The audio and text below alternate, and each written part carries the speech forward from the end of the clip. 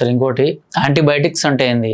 చిన్నపిల్లలు చాలా మందికి ఇది ఇవ్వాలి అనేసి అంటుంటారు కదా. సో యాంటీబయాటిక్స్, యాంటీ రెసిస్టెన్స్, వీటి మధ్య ఉన్న తేడా ఏంటి అండ్ వీటి వల్ల వచ్చే నష్టాలు ఏంటి అసలు? యాంటీబయాటిక్స్ విషయం ఇప్పుడు ఏంటంటే మేము ఈవెన్ మెడికల్ ఫ్రెటర్నిటీ చాలా ప్రాబ్లం ఉన్నది, చాలా కన్సర్న్ ఉన్నాం మేము. బికాస్ ఇప్పుడు ఉన్న antibiotics there are about 5-6 antibiotics ఉన్నాయి. ఆ యాంటీబయాటిక్స్ తోనే మాకు ప్లే చేయబడుతుంది.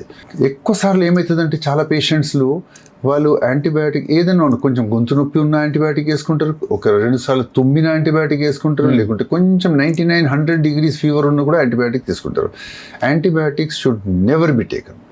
Antibiotics should be taken only when మనకి ఏదైనా క్లినికల్ ఇన్ఫెక్షన్ ఉన్నదంటేనే యాంటీబయాటిక్ తీసుకోవాలి. అది కూడా మేము కూడా ఏం చేస్తామంటే ఫోకస్ ఆఫ్ ఇన్ఫెక్షన్ అక్కడ కనిపించిందంటే తప్పకుండా యాంటీబయాటిక్ స్టార్ట్ చేస్తాం.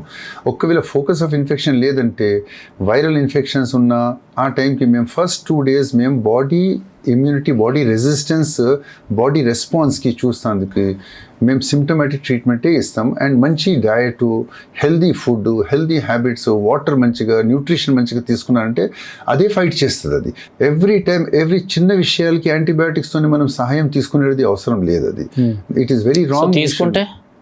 తీసుకుంటే దాంతో సైడ్ ఎఫెక్ట్స్ ఉంటాయి. అంటే మీకు మీ బాడీ ఒకటైతే బాడీ పాడైపోతుంది. సెకండ్ థింగ్ ఏంటంటే మనకి ఇంటెస్టైనల్ ఫ్లోరా ఉన్నా అది కూడా దెబ్బతింటుంది. స్టమక్ లో మంచి బ్యాక్టీరియా కూడా ఉంటుంది, ఆ బ్యాక్టీరియా పాడైపోతుంది. ఎస్పెషలీ చిల్డ్రన్లో, చిన్నపిల్లల్లో అయితే వాళ్ళకి ఆ బ్యాక్టీరియా చాలా ఇంపార్టెంట్. బికాస్ దాంతోనే వాళ్ళకి ఇమ్యూనిటీ, వాళ్ళకి గ్రోత్ డెవలప్మెంట్, వాళ్ళకి అన్ని అయ్యేది దాంతోనే. ఒకవేళ సపోజ్ మనం ఎక్కువ యాంటీబయాటిక్స్ తీసుకొని మన స్టమక్కి పాడు చేసుకొని మన గట్ బ్యాక్టీరియాకి అంతా స్పాయిల్ చేసేసానంటే మన ఇమ్యూనిటీ ఖరాబ్ అయిపోతుంది. ఫర్ ద లేటర్ స్టేజెస్ ఆ ఇమ్యూనిటీ రాదు మళ్ళీ మనకి. సో ఎవ్రీ టైం యాంటీబయాటిక్ మీద ఉండాలి, లేకుంటే హైయర్ యాంటీబయాటిక్స్ వెళ్ళే ఉంటుంది మనకి.